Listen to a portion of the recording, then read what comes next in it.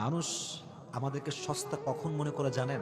যখনই আপনি কাউকে তার যোগ্যতার চাইতে বেশি ভালোবাসা দিবেন, তার যোগ্যতার চাইতে বেশি সম্মান দিবেন, দেখবেন সে আপনাকে বাজারের পচা আলুর মতো ছুঁড়ে ফেলে দিবে।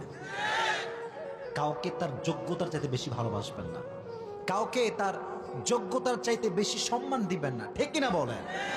যুবক, আমি তোমাকে কন্ট্যাক্ট করছি, আমি তোমাকে অ্যাড্রেস করে বলছি, কাউকে যখন ভালোবাসবা এতটুকু ভালোবাসবা যতটুকু তুমি তার বিচ্ছেদের যন্ত্রণা সহ্য করতে পারবা।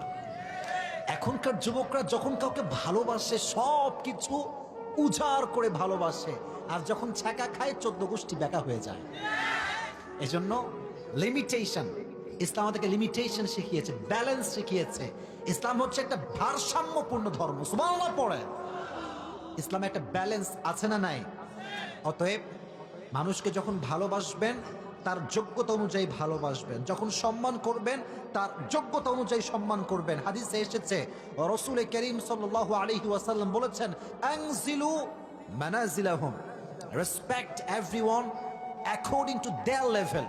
যার যে সম্মান তার বেশি করলে ভাব বেড়ে যাবে। কথা বোঝেন নাই?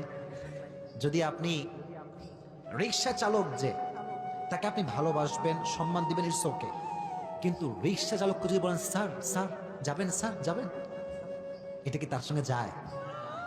কথা বলেন, যায়? আমি বলছি না যে আপনি সম্মান করবেন না, সম্মান অবশ্যই করবেন, লেভেল আছে। যার যে লেভেলের সম্মান তাকেই সেই সম্মান দিবেন, এটাই হচ্ছে ইসলামের স্ট্যাটাস। সুবহানাল্লাহ পড়ে।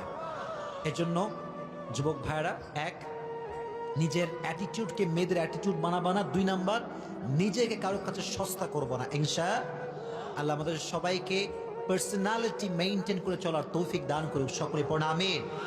আমাদের সবাইকে আত্মসম্মান বোধ নিয়ে আল্লাহ তাআলা চলার তৌফিক দান করুক। সকলে পড়া আমিন।